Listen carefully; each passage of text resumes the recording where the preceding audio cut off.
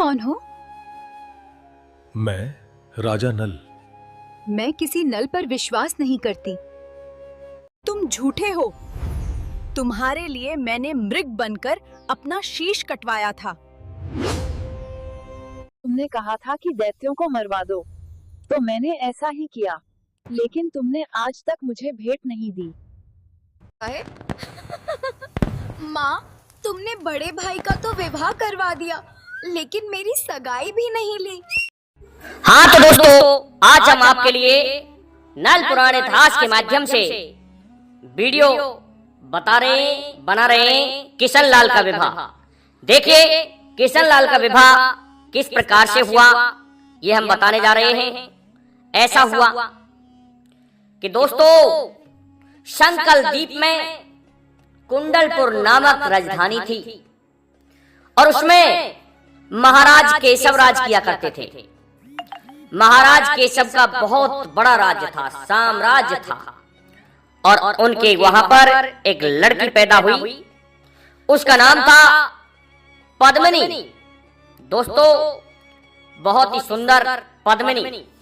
कहने में भी कहते चले आए हैं कि ऐसा है, नरवरगढ़ में नरबच्चा पैदा होते हैं, काबुल के से घोड़ा नहीं मिलते हैं, शंकल द्वीप की सी पद्मिनी नहीं मिलती हैं, और महोबे के से छत्री नहीं मिलते हैं।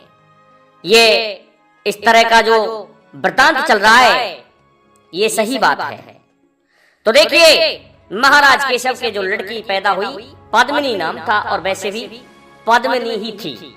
शंकल द्वीप में सुंदरता बहुत अधिक थी, लेकिन ये उस समय की विश्व सुंदरी थी। ये लड़की, इसके बराबर सुंदर कोई नहीं था। होता क्या है, एक दिन वो लड़की जवान तो हो ही गई थी कि महल में घूम रही थी, और उसकी माँ उसके पास बैठी और वो लड़की भी बैठी। तो देखा कि हमारी पद्मिनी जवान हो गई है। सोच रही है कि हमारी लड़की जवान हो गई, और महाराज को अभी तक ये ज्ञान भी नहीं है। अरे ये ज्ञान होना चाहिए ज्ञानी लोगों कि लड़की जवान हो गई तो घर में पत्थर से भारी होती है। कहते हैं टेम टेम, अर्थात समय समय पर जो वस्तु आती है वो उसी ऋतु में अच्छी लगती है। जैसे कि दोस्तों, कहा गया है कि सावन में प्यारी घटा लगती है, और आषाढ़ में दोस्तों हिले हुए हर और बैल अच्छे लगते हैं। इसी तरह से जेठ मास में दोस्तों ठंड, अगर ठंडी हवा चल जाए थोड़ी सी, तो बहुत ही सुशोभित होती है। इसी प्रकार से दोस्तों चैत में दोस्तों जो अलग ही बसंत आता है, उसकी बहार अच्छी लगती है। और अब देखते हैं भादों में दोस्तों घटा अच्छी लगती है, और कुआर में दोस्तों जो सूखा होती है वो थोड़ी सी वो अच्छी लगती है। कार्तिक में दोस्तों थोड़ी हल्की जो सर्दी होती है, और दीपावली पर जो बहार दिखाई जाती है दीपों की, वो अच्छी होती है। इसी तरह से दोस्तों पेड़ी का बैंगन चैत में अच्छा लगता है, लेकिन बैसाख में भटा अच्छा लगता है, भटा बैंगन अच्छा लगता है। इसी तरह से जब फागुन आ जाता है तो उसमें लठा अच्छा लगता है। लठा कहते हैं होली के समय जो लठ मार होली खेली जाती है ब्रज में, वो लठा है। तो दोस्तों, इस समय समय पर सभी बातें यदि होती रहे तो सुशोभित होती हैं। तो इसी बात को रानी सोचती है कि हमारी लड़की समय पर, अर्थात अब ये जवान हो गई है, तो इसका समय पर विवाह कर देंगे तो बहुत अच्छा है, और यदि लेट करेंगे तो परेशानी होगी। ऐसा रानी सोचती है, और क्या कहती है, अपनी दासी को बुलाती है, और दासी को बुला करके महाराज केशव के पास में भेज देती है, और कहती है कि आज आप महाराज को बुला करके लाइए। देखिए, महाराज केशव के पास में रानी ने आज भेज दिया है दोस्तों कमल देने उस दासी को, और दासी बुलाने के लिए जाती है। तो वह क्या हो रहा था, राजा मग्न थे, नाच पात्रा गाना हो रहा था। कि अब की बार ये गाना शुरू और ये गाना कट, और सुंदर सुंदर वहां पर जो कंचनियां थी वो नाच रही थी। बहुत अच्छे से दरबार सजा हुआ है महाराज केशव का, और महाराज का ध्यान तो नाच गान में मग्न थे। होता क्या है, दासी पहुंची और कहने लगी, महाराज आपको रानी शाह ने बुलवाया है। महाराज को बुरा तो लगा, क्योंकि नृत्य चल रहा था, बहुत ही सुंदर बहार चल रही थी नाच गानों की, और उसमें से खड़े होकर के महाराज आते हैं। अपने पति को आया हुआ देख करके आज रानी ने क्या किया है दोस्तों, एक अच्छा सा मूड़ा बिछा दिया है और उस पर एक तकिया और नीचे गद्दा लगा दिया है, और खड़ी हो जाती है कि महाराज प्रणाम, और पैरों में पड़ती है। इस प्रकार से अपने पति देवता को उस मूड़े पर बैठा देती है। और दोस्तों मोर पंख के पंखे को लेकर के पंखा झलती है। जब पंखा झल रही थी तो महाराज कहने लगे, कहो रानी साहब आपने हमें कैसे बुलवाया? तो क्या होता है, आज हाथ जोड़ लिए हैं रानी ने और कहने लगी, हे महाराज ऐसा है, आपको पता नहीं आपकी पुत्री जवान हो गई है, और जवान हो गई है इसलिए कोई सुंदर सा राजा, मलूक सा, अच्छा सा, कुरिया से मोड़ का, चावल से दांतों का, ऐसा कोई कुंवर देख करके हमारी पुत्री का विवाह कीजिए। और ये मेरे मन में एक कारणा लग रही है कि हमारी पौरी पर वरना आए और हमारी पुत्री को हम आनी जानी कर दें, अर्थात फेरा डल जाए और लड़की हमारी आनी जानी हो जाए, ऐसा मेरा विचार है। महाराज कहने लगे, तो रानी ठीक है, कोई बात नहीं, लेकिन हमारी कुछ एक शर्तें भी तो होंगी, उन्हें हम सोच लें, और आज ही हम आपकी लड़की का टीका भिजवा देते हैं। अब तो दोस्तों महाराज वहां से जाते हैं और अपने दरबार में पहुंच जाते हैं। दरबार में पहुंच करके क्या कहने लगे, मंत्रियों सभी से मैं एक सलाह ले रहा हूं कि बताओ महाराज कि कागज कलम दवात सभी यहां ले आओ, और मैं एक टीका लिख रहा हूं, पर यह बताओ हमारी 6 शर्तें हैं कि कौन सी। अब वो बताने लगे कि ऐसा है, ऐसा कौन सा राजा आएगा जो कि सिंह की सवारी पर उसका दूल्हा बैठ के आए, और ऐसा कौन सा वो आएगा कि 7 कड़ाओं में फेरे लगेंगे, तब चुबक मार मार के एक एक फेरे को लेगा। और क्या कहा कि 16 सिंहों की लड़ाई होगी। और क्या कहा, और कहा कि ऐसा कौन सा भूपत होगा जो चुंगल चिड़ैया को मार देगा, ऐसा कौन सा राजा होगा जिसका आकाश में दोस्तों डोला चलता हो, और ऐसा कौन सा राजा है जो 7000 दाने संग में ले आएगा। इस प्रकार से उसकी 6 शर्तें थी। पहली शर्त थी 7000 दानों को लाना, दूसरी शर्त थी सिंहों का युद्ध, तीसरी शर्त थी सिंहों की सवारी, और फिर कड़ेयों में चुबक लेना। इस प्रकार से 4 शर्त हो गई, और अंतिम जो शर्त थी वो यही थी, चुंगल चिड़ैया को मारना। इस प्रकार से 6 शर्त थी। अब तो दोस्तों क्या होता है, जब इन शर्तों को सुना मंत्रियों ने तो कहने लगे, महाराज ये 6 शर्त आपकी बहुत जटिल हैं, इसलिए आप ऐसा करो, यदि इन शर्तों को आप पूरा करवाना चाहते हो तो ये सिक्का नरवरगढ़ के लिए भिजवा दो। दोस्तों सभी मंत्रियों से सलाह मशवरा करके महाराज केशव ने सिक्का नरवरगढ़ के लिए भिजवा दिया।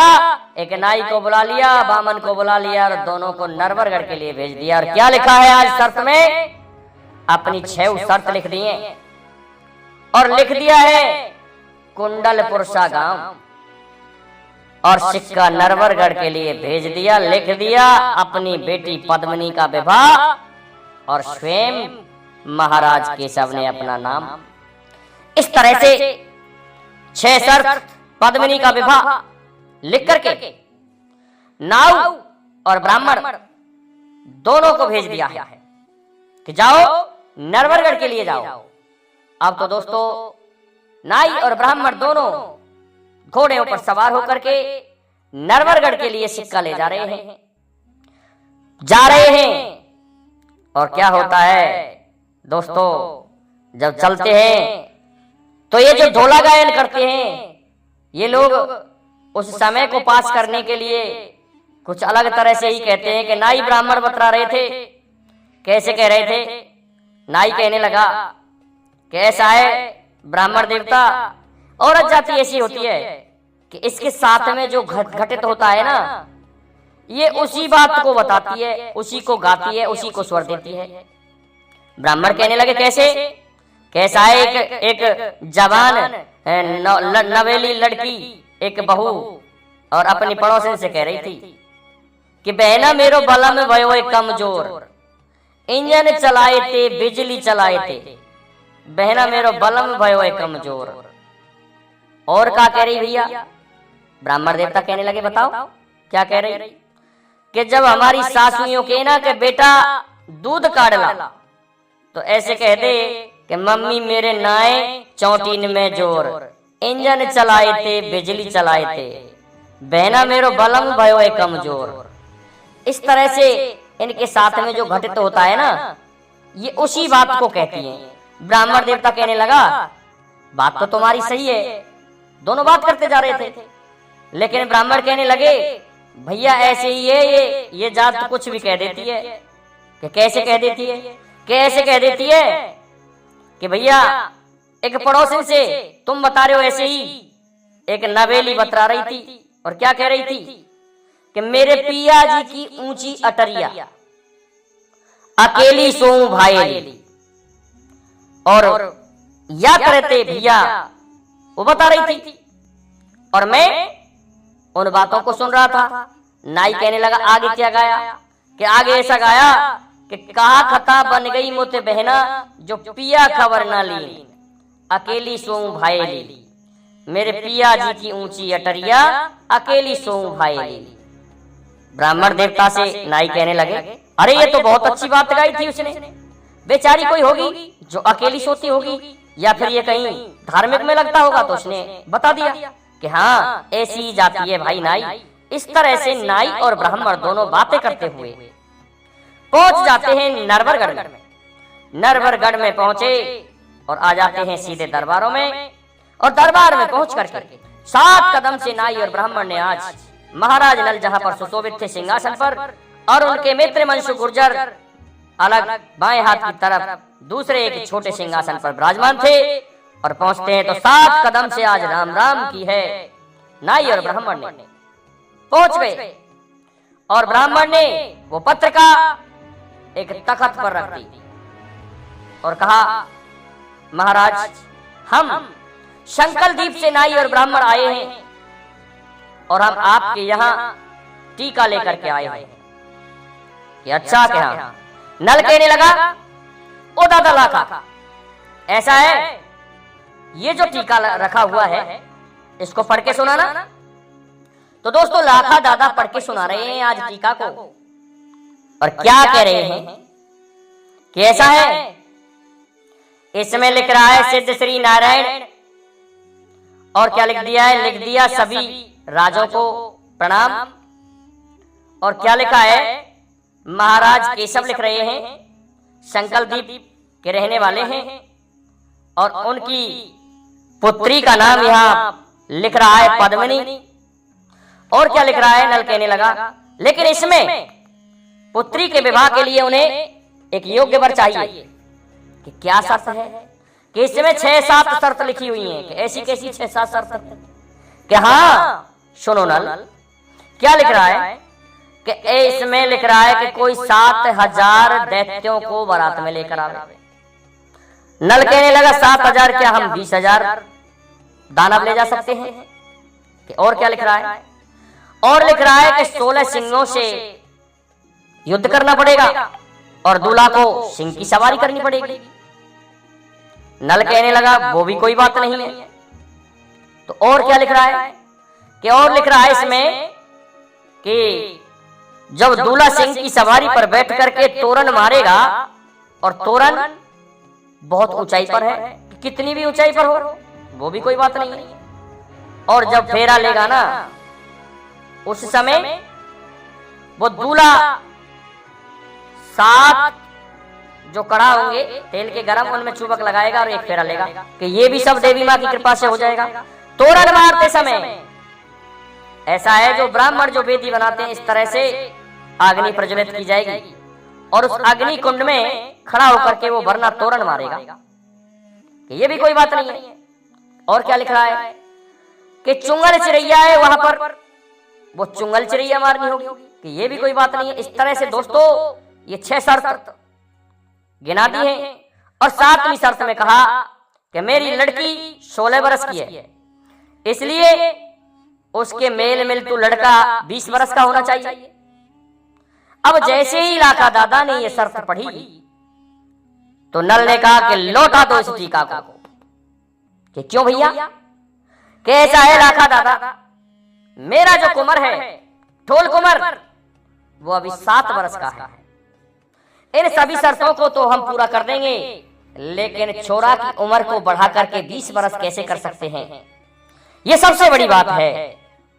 अब तो दोस्तों और क्या कह रहा है नल कि लाखा दादा ये शर्त कोई बड़ी नहीं है, लेकिन लड़के की आयु को हम 20 बरस नहीं कर सकते, मेरा पुत्र तो बहुत कम आयु का है।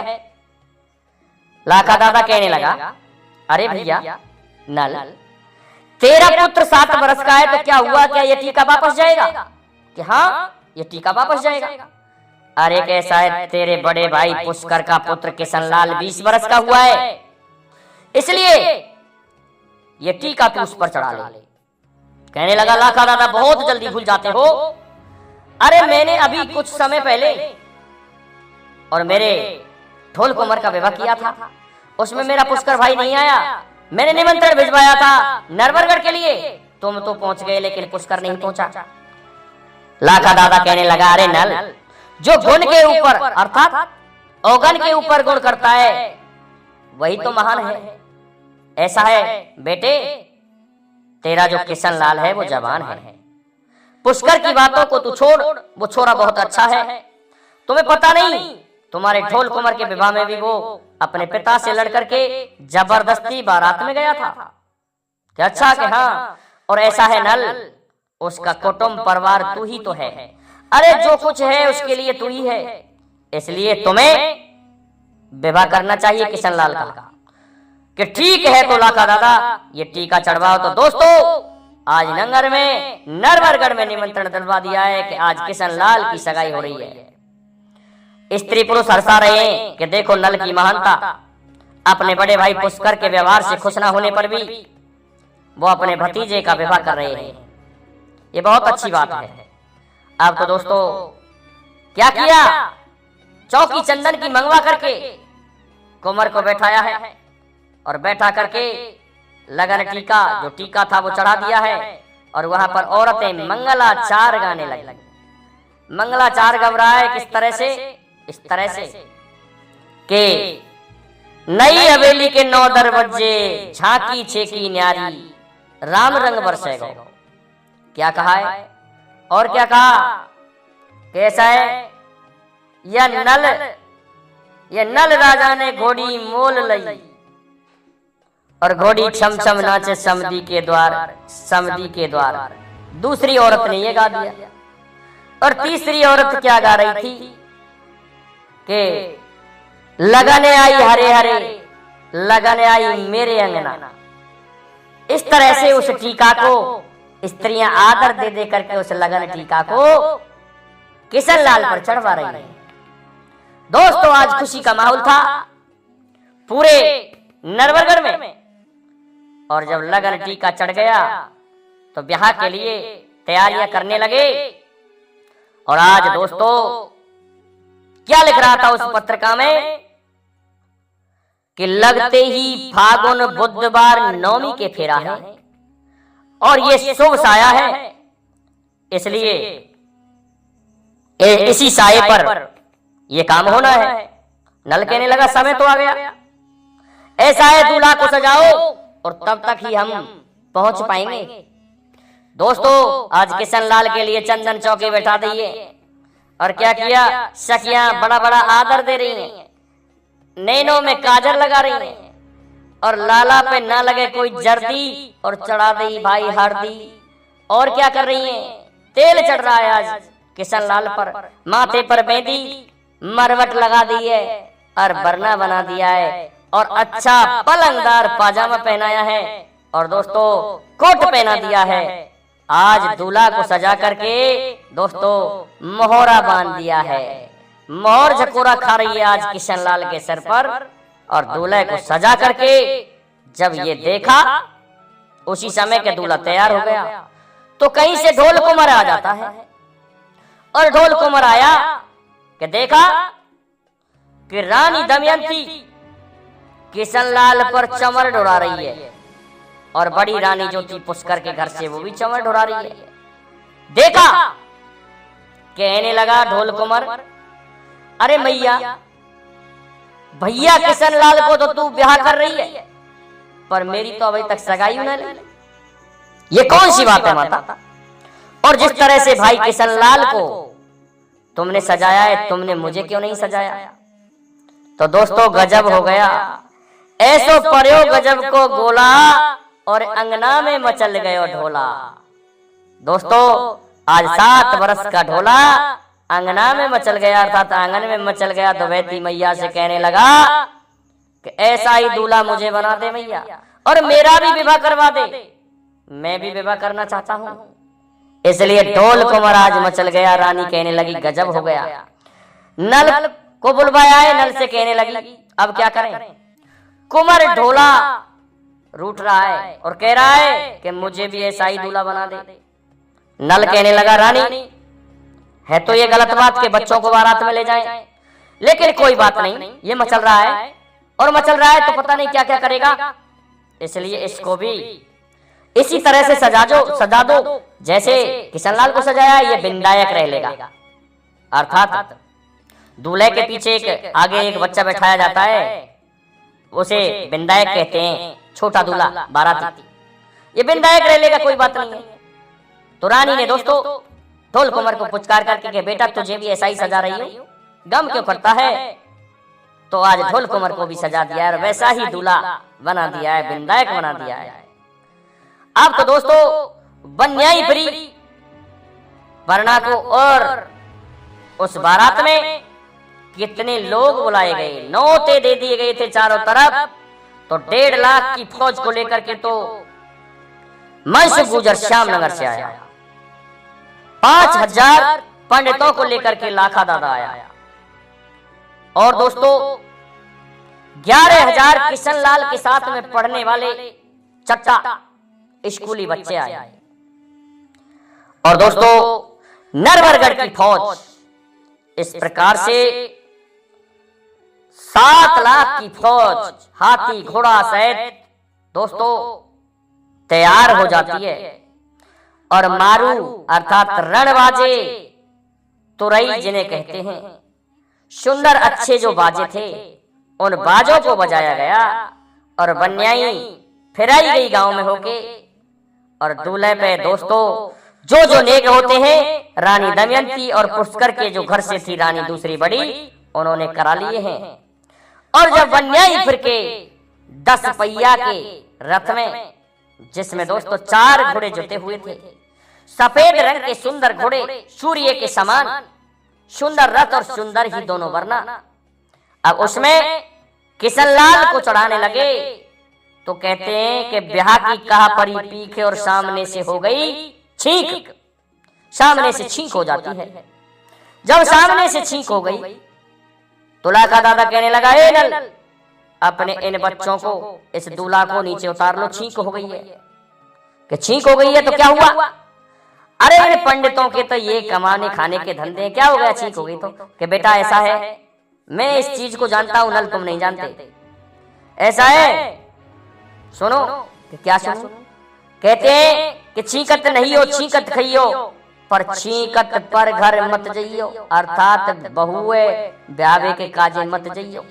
इसलिए पुत्र किशन लाल को नीचे उतार लो। नल कहने लगा ये तो पंडितों के धंधे हैं। अरे पंडित जाने क्या क्या तड़क निकालते हैं। अरे दादा लाखा ऐसी बात मत करो, हमने देखा है एक बार हम गांव में होके घोड़ा निकाल करके ले जा रहे थे। नल कहने लगा तो उसी समय एक बारात आई हुई थी, लड़की वाले का जो पढ़ा लिखा पंडित था वो तो वहां था नहीं। हम भी उसमें तमाशा देख रहे थे। एक गंवार पंडित रह गया अनपढ़, इधर से बेटे वाले का भी पंडित अनपढ़। और दोस्तों दोनों पंडित मिले, सोचने लगा ये जाने कितना पढ़ा है। तो पंडित कहने लगा बेटा वाले का कि मैं नहाता हूँ और ये फेरा पाल लेगा, तो एक गुप्पा में जाके दुबक गया। अब दोस्तों जब ये पता चला कि कोई पंडित नहीं है और पता नहीं वो कैसा पढ़ा लिखा पंडित है, उसका बेटे वाले का मेरी बेइज्जती हो जाएगी, तो लड़की वाले का पंडित भी फेरा डलने से पहले ही और दोस्तों सामग्री को रख रखू के मैं आता हूँ ऐसा कहके उसी गुप्पे में पहुंच गया। जो उसमें गुप्पा अर्थात दोस्तों गुप्पा कहते हैं जिसमें चूरा भरा हुआ था, पहुंच गया। और जब उसमें पहुंच गया तो ऊपर से जाके गिरा, तुम कौन? कि मैं पंडित हूँ। कि किसका? कि मैं बेटा वाले का पंडित हूँ। तुम यहाँ कैसे? पंडित कहने लगा बेटी वाले का। अरे कि वो पता नहीं कितना पढ़ा लिखा है, मैं तो अनपढ़ हूँ, इसलिए मैं इसमें आके दुबक गया। तो वो कहने लगा मैं भी पंडित हूँ और मैं भी अनपढ़ हूँ, चलो अब फेरा पारेंगे। दोनों पंडित आ जाते हैं। अब तो दोस्तों दोनों ने क्या किया, फेरा डलवाने के लिए सामग्री मंगाई, हवन वेदी बना दी। और जब पंडित जी बोल रहे हैं, मंत्र बोला उन्होंने कि ओम गुड़ोम, ये जो चामर तुम्हारे हाथ पर लड़की लड़काओं पर के हाथों पर रखे हुए हैं, इनका कोई कहना करार नहीं है, मन पावे जितकू फेंक दे। इस तरह से दोस्तों पहला पंडित बोल गया और दूसरा पंडित कह रहा है कि तू भी अनपढ़ और मैं भी अनपढ़, और ये जो फूल पान बतासे इनको हम जानते नहीं है कहाँ कहाँ रखे जाएंगे, तू भी गुप्पा में और मैं भी गुप्पा में। इस तरह से दोनों पंडितों ने मंत्र बोल दिए।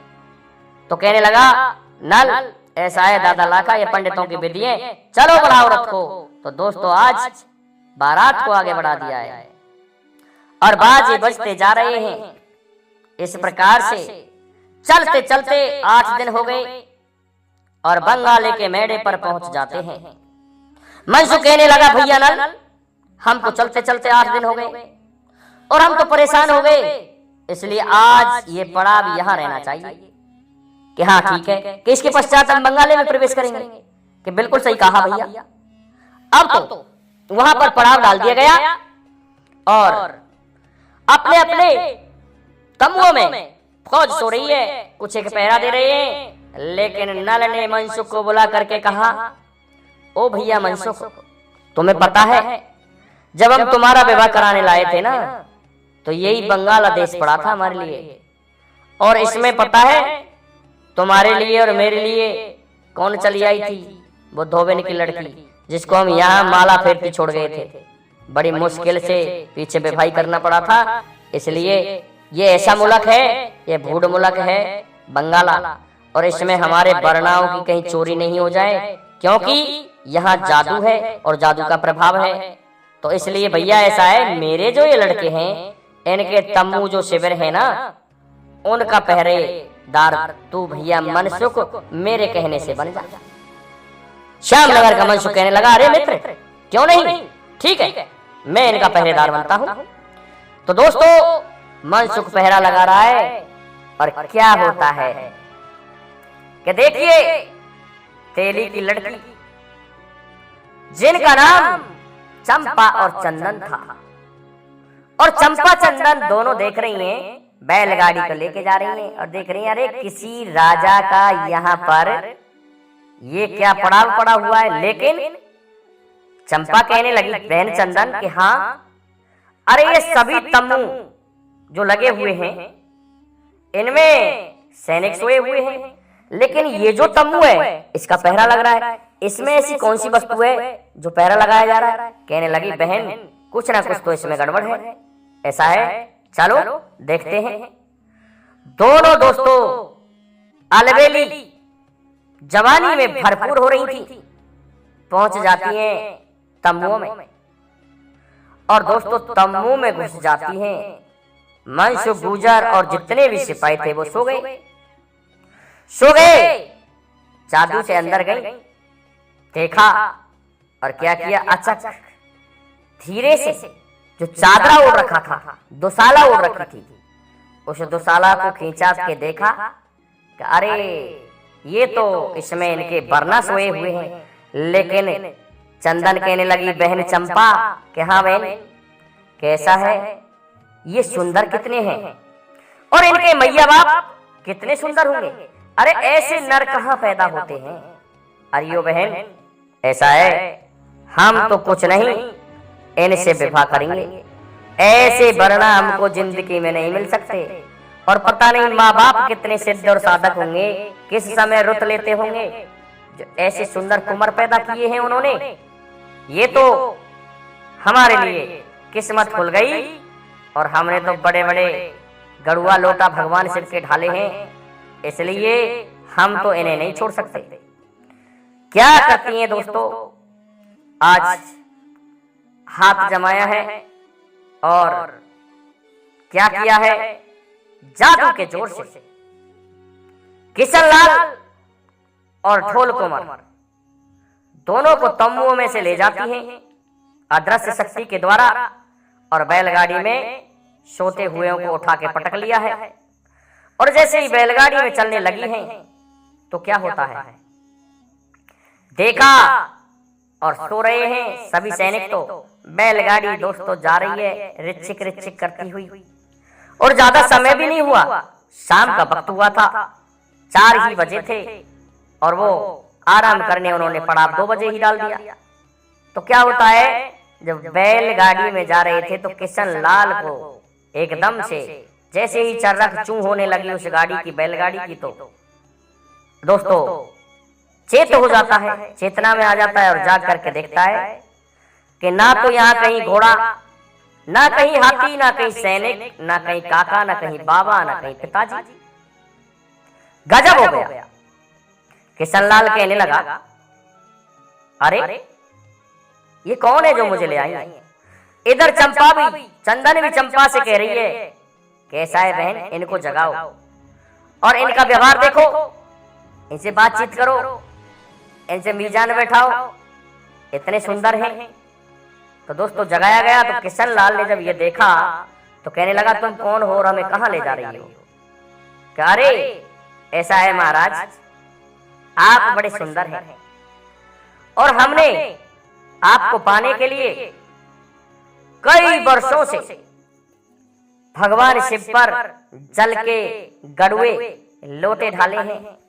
हम आपसे विवाह करना चाहते हैं और हम इस तरह से आपको ले जा रहे हैं और हमने तो पूरा जो जन्म जन्मांतर में तपस्या की है उसका फल पा लिया आपको पा करके। किशनलाल कहने लगा अरे लड़कियों, बात तो ठीक है, बड़ी मीठी बात कर रही हो तुम, लेकिन मैं तो कहीं दूसरी जगह जा रहा हूं और इस तरह से होने को तो तुम सुंदर गोरी हो, अच्छी मलूक हो, लेकिन तुम है कौन मुझे ये बताओ। जब इस तरह से किशनलाल ने पूछा तो लड़की कहने लगी तुम्हें नहीं पता, हम तेली की लड़की हैं और ये जो ऊंची सी जो अट्टालिका है ये हमारा घर पूछने की आवश्यकता भी नहीं पड़ती है, उसकी हम लड़की हैं। कैसा है तुम तेली की लड़की हो, खैर कोई बात नहीं, बहुत सुंदर हो, लेकिन हम क्षत्रिय कुमार हैं, हम राजपूत हैं, हम ऐसा है इस तरह से तुमसे विवाह नहीं कर सकते। कि नहीं महाराज नहीं, हम तो तुमसे ही विवाह करेंगे। बड़ी लड़की कहने लगी। किशनलाल कहने लगा देख ऐसा है, देख मेरे हाथ को देख ले, मैं विवाह करने जा रहा हूँ, मेरे हाथ में कंगन बंध रहा है।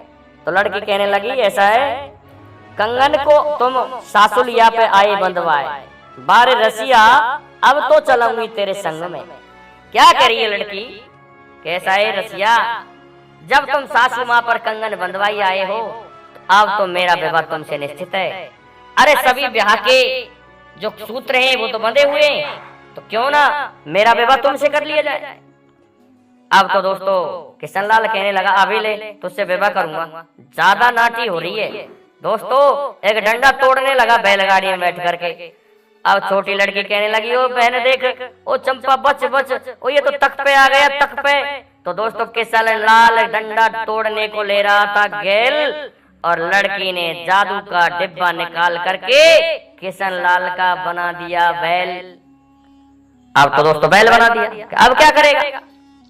बांध दिया है आज अपनी उस गाड़ी के तीसरे जो जैसे क्या कहते हैं ऊँटेरा से। चल अब तो बढ़िया रहा। अब कहने लगी बड़ी लड़की छोटी चंदन से कि चंदन बहन के हाँ तू मुझसे छोटी है, अरे तू इसको जगा, ये जो सो रहा है ये भी बहुत सुंदर है, तू इससे विवाह कर ले, मैं तो इसको देखूंगी। और ये अब तो मचल रहा है लेकिन वहां मुझसे जाएगा कहाँ, ये बैल बना लिया मैंने। अब दोस्तों क्या होता है, लड़के को जगाया, 7 बरस का ठोल कुंवर था, रोने लगता है। अरे कि ये रोएगा पता चलेगा और ये सेना हमको भाग के पकड़ लेगी। तो क्या होता है कि कर इसका तू भी कोई इंतजाम। तो क्या करता है दोस्तों, जादू में खा गई गोता और पढ़ के मारा मंत्र बना दिया ढोल कुंवर का तोता, ढोल कुंवर का तोता बना दिया है। अब तो दोस्तों टे टे टे टे करने लग गया, उसमें बंद कर दिया पिंजड़े में, ले गई। अब लेके जा रही थी तो सामने से एक लकड़हारा लकड़िया लेके आ रहा था, देखा, समझ गया कि ये तो वही ठगनी लड़की है। अपने गांव की लड़कियों का पता तो होता ही है कि कौन अच्छी है और कौन बुरी है, ये तो सभी जानते ही है। व्यवहार का अपने गांव की जो पब्लिक होती है प्रत्येक आदमी का पता होता है कौन कैसा है। तो इसलिए खाती समझ गया, लकड़हारा समझ गया कि आज तो ठगनी इन वरनाओं की चोरी करके लाई है। कहने लगा ओ चोरियो कि हाँ बता काका काई की कह रहे हो, कैसा है? अरे त्यारो ही जो बैल है ना ये रोता हुआ जा रहा है और चलत में खा रहा है गोता, और छोरियो तुम्हारे रोते जा रहे ये बैल और तोता। ऐसा है तुम्हारा ये बैल रो रहा है और ये तोता रो रहा है। अरे इन छोरा ने कहां से चोर के लाई है, कौन से राजा के ने उठा लाई है। कहने लगी ए तुझे क्या मतलब, चल चल यहाँ से पधार, तुम्हें और हमसे क्या मतलब। अरे के वो तो सही बात है दोस्तों, गरीब इंसान तो था ही था, बेचारा डर गया, उन्होंने ललकार दिया, इस तरह से चल दिया। कोई बात नहीं, वैसे चोरी करके लाई है, ठगनी है, ठगनी जादू में भरपूर है। चलो भाई मेरे साथ भी कोई दुर्घटना घटित हो जाए, पता नहीं मेरे बच्चे भूखे मर जाएंगे, ऐसा सोच करके और बेचारा लकड़ारा चल देता है। और लड़की ले गई लड़काओं को चुरा कर। अब क्या होता है, सभी आराम से जब खड़े हुए, प्रातःकाल हुआ तो मनसुख से देखा कि पहरा लगा रहा है। नल पहुंचा कि भैया खूब पहरा लगाया, कि हाँ भैया खूब पहरा लगाया। तो इन छोराओं को बैठा करता हूं, इनको बैठा कर देता भैया मेरे, कि नहीं आप ही बैठा कर दो। अरे कि ये इनको बैठा करो, नहाएंगे धोएंगे स्नान करेंगे और तब चलेंगे आगे, कि हाँ ठीक बात बैठा करो।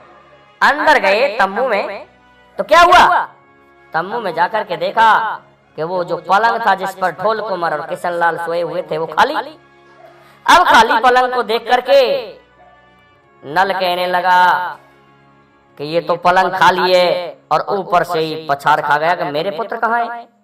दोस्तों सेना में देखा, तम्बू में देखा, इधर उधर देखा, लेकिन ढोल कुंवर और किशनलाल दिखाई नहीं दिए। लाखा दादा को बुलाया कि लाखा दादा हमारे कुंवर कहाँ गए।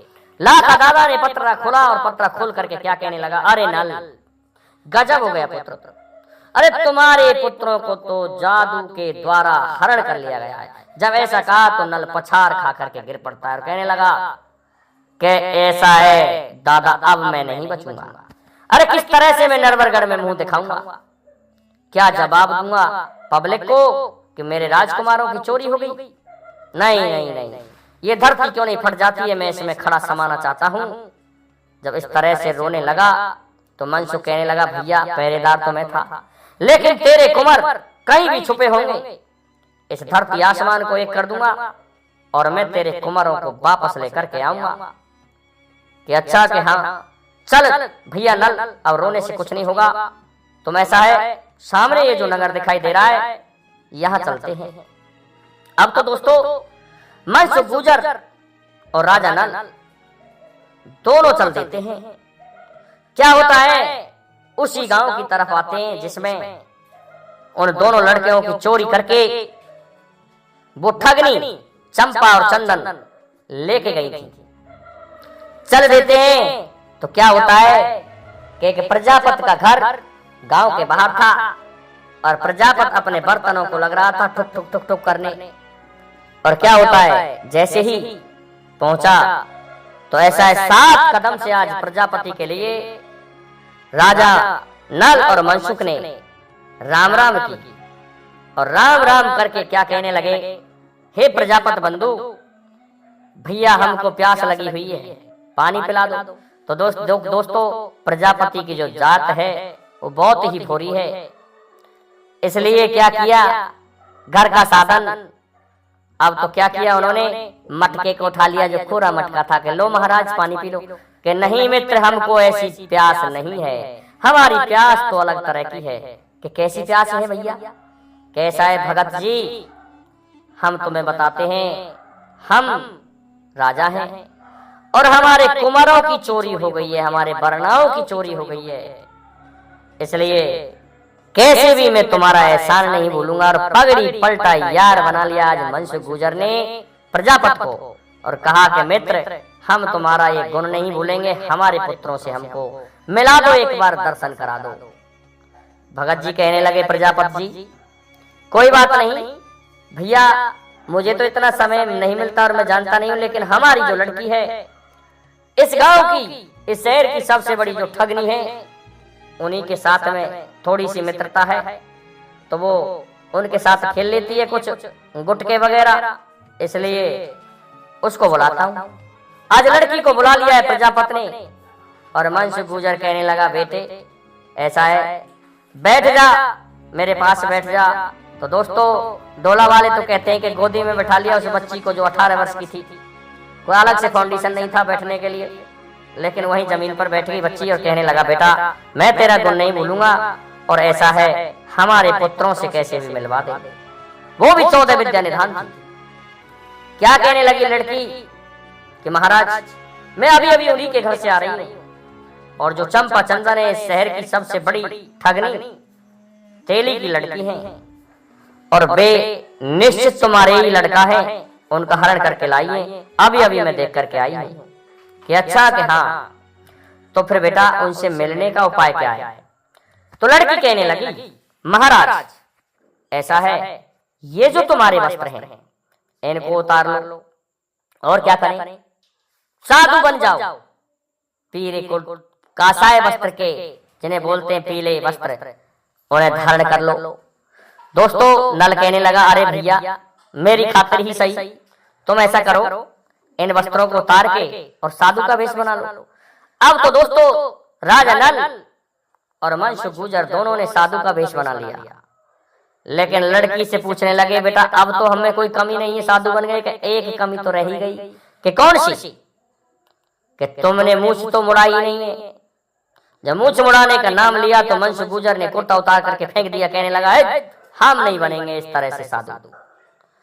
नल कहने लगा, भैया कोई बात नहीं, मेरी खातिर यदि ऐसा करना पड़ जाए तो कोई बात नहीं, मूछों को मुड़ा ले। कि नहीं नहीं नहीं, हम ऐसा नहीं करेंगे। तो क्या करेंगे तो बताओ। हम नहीं चल रहे, हमको पता चल गया। ऐसा है दोस्तों, नल को हाथ पकड़ लियो आज मनसुख गुर्जर ने हाथ पकड़ करके नल को ले गए और देवी के मंदिर में पहुंच गए। देखिए दोस्तों, देवी के मंदिर पर नागर बेल छाई हुई थी, और नल से कहा कि इस देवी माँ से प्रार्थना करो और यही तुम्हें निश्चित तुम्हारे पुत्रों से मिलवा देगी। दोस्तों आज नल घुस जाता है देवी के मंदिर में और वहां जाकर के प्रार्थना करता है कि हिंगलाज वासिनी, दुष्टों को संहारनी, दैत्यों का छोकरनी, और आज मैं तुम्हें यहाँ सुमर रहा हूं, देवी माँ प्रकट हो। अब देवी माँ तक जैसे ही ये सूचना पहुंची, टेर पहुंची, तो बाइक बाणी होती है कि कौन जो मेरी यहाँ स्तुति कर रहा है। दोस्तों नल कहने लगा, मैं नल। कि कौन सा नल? कि नरबरगढ़ का नल। कहने लगी देवी, ऐसे झूठे इंसान के लिए मैं कोई परिचय दे दूं? अरे मैं यहाँ आ गई झूठे इंसान, तुमने ये कहा था कि मेरे ढोल कुंवर का विवाह करवा दो, मैं ये कर दूंगा।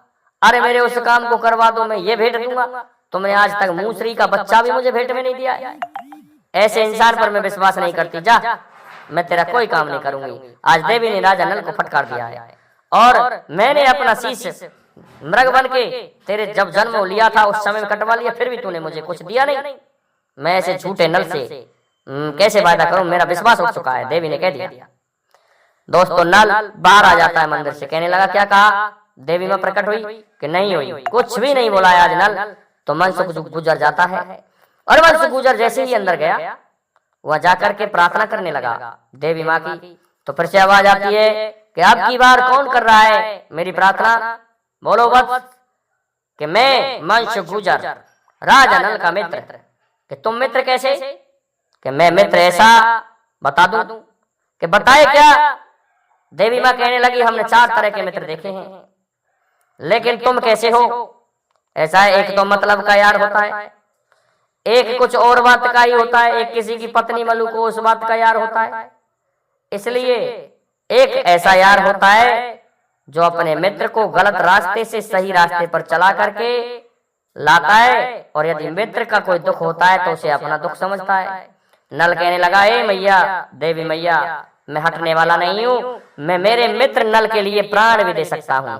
कि प्राण दे सकते हो, कि हाँ। तो ऐसा है, जाओ तुम्हारा जो काम है वो मैं कर दूंगी।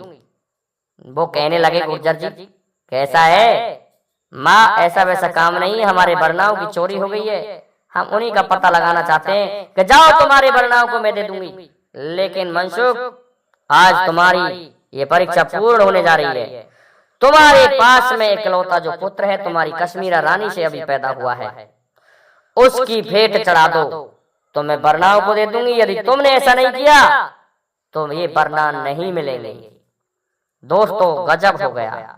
अब तो जैसे ही ऐसा कहा देवी माँ ने तो मूड को पकड़ के बैठ गया मनसुख गुजर। सोचने लगा यदि मैं मेरे कुंवर की भेंट देता हूं तो मेरा अकेला कुंवर है, मेरा बीज वंश समाप्त हो जाएगा, और यदि मैं भेंट नहीं देता हूं तो यहाँ ये कुंवर मिलने वाले नहीं है। ढोल कुंवर और किशन लाल दोनों नहीं मिल पाएंगे। अब मैं करूं तो क्या करूं। इस तरह से मनसुख गुजर सोच में पड़ जाता है। सोच रहा है कि बहुत अच्छी रही, लेकिन क्या सोच रहा है कि नल ऐसा है मनसुख क्या करें, लेकिन नल जैसा मित्र कोई मिलेगा नहीं, और हमारे जो पुत्र हैं वो तो और भी पैदा हो जाएंगे। लेकिन अब तो ये बात कुछ और हो गई है, इसलिए मुझे चलना चाहिए। बाहर आ जाता है और बाहर आकर के कहने लगा ये भैया कि हाँ, कि मैं तुम्हारे पुत्रों को परसों के दिन तुमसे मिलवा दूंगा। नल कहने लगा क्या तुम्हारी देवी माँ से बात हुई थी। कि हाँ भैया, मेरी देवी माँ से बात हुई है, और उसने यही कहा है देवी माँ ने कि परसों के दिन तुम्हारे वरना मिल जाएंगे, इसलिए निश्चिंत रहो। लेकिन मेरी एक प्रार्थना है। कि क्या प्रार्थना है भैया। कि तुम प्रजापति के यहाँ रहो, और मैं तब तक ऐसा कर रहा हूँ, इन हमारी जो फौज है इनको देख लेता हूँ, इनकी परवरिश करके आता हूँ। तब तक तुम्हें यहाँ रहना है 3 दिन, अर्थात परसों तक, और मैं तब तक आ जाऊंगा, और फिर देवी माँ से कहे अनुसार हम उन दूल्हाओं को अपने को प्राप्त कर लेंगे। नल कहने लगा अरे भैया ये तो ठीक बात है, और कुछ तो नहीं कहा देवी माँ ने। तो मनसुख गुजर कहने लगा नहीं नहीं, ऐसा कुछ भी नहीं कहा। आज मनसुख गुजर दोस्तों इस तरह से राजा नल को प्रजापति के घर पर ले जाता है देवी के मंदिर से, और कहता है कि तुम यहाँ प्रजापति के यहाँ रहो, और मैं अब यहाँ से फौजों की सार संभार करने के लिए जा रहा हूँ। तो दोस्तों मनसुख ने आज अपने उस घोड़े को सजा लिया है, आ जाता है फौजों में और अपने घोड़े को ले लिया है। और क्या किया है, घोड़ा को सजाया है कि आज मैं चलता हूँ, हमें नल राजा जैसा कोई मित्र नहीं मिलेगा, और यदि ये बारात उल्टी गई तो ऐसा है मित्र के साथ में मित्र की बदनामी हो जाएगी, और ये बात बहुत बुरी होगी हमारे लिए और भैया नल के लिए। इसलिए मैं ऐसा करता हूँ, मेरी कश्मीरा गुजरी से जो अभी 6 माह पहले लड़का उत्पन्न हुआ है उसे ही लेके आता हूँ, और देवी माँ की भेंट चढ़ाऊंगा, जिससे वो कुंवर मिल जाएंगे। अब तो दोस्तों आज घोड़े को सजा लिया है, और मनसुख गुजर ने उड़ा दिया है अपना घोड़ा आसमान में। तो कहते हैं दोस्तों सग ग ग ग करके दोस्तों आज घोड़ा उड़ने लगा है बंगाले के मेढ़े से। उड़ता हुआ घोड़ा जा रहा है और क्या होता है दोस्तों, जब रास्ते का समय होता है तो वो दूर का जो लंबा सफर होता है उसमें इंसान कुछ थकने लगता है, इसलिए नए नए ख्याल आते हैं उसके दिमाग में। तो मनसुख गुर्जर के दिमाग में नए नए ख्याल आते हैं। सोच रहा है कि मैं अब मेरे इस प्रण से हट गया तो मैं नरक में जाऊंगा, इसलिए मैं मेरा प्रण पूरा करूंगा। वैसे भी स्त्रियां गाती रहती हैं कि मेरी 6 महीना की सास ससुर गोदी मेरे माड़े के नीचे बलमा पैदा है गोरे। इसलिए इस तरह से सोचता सोचता घोड़े पर सवार हुआ जा रहा है आज मनसुख। तो दोस्तों अब किस तरह से क्या करेगा मनसुख, कल के अगले एपिसोड में अपने पुत्र रूपचंद की भेंट चढ़ाएगा, ये हम आपको बताएंगे। भेंट चढ़ाने के पश्चात किस प्रकार से अपने वरनाओं को वापस प्राप्त करेगा और फिर किस तरह से आगे बारात जाएगी और विवाह होगा, ये हम आपको अगले एपिसोड में सुनाने वाले हैं। अब तब तक के लिए हमारे ज्ञान स्टार प्लस चैनल को दोस्तों लाइक शेयर और सब्सक्राइब जरूर कर दीजिए, साथ ही बेल आइकन को भी प्रेस कर दीजिए जिससे कि आने वाले वीडियो का नोटिफिकेशन आपको मिलता रहे। दोस्तों जय हिंद, जय भारत, जय जय श्री राधे।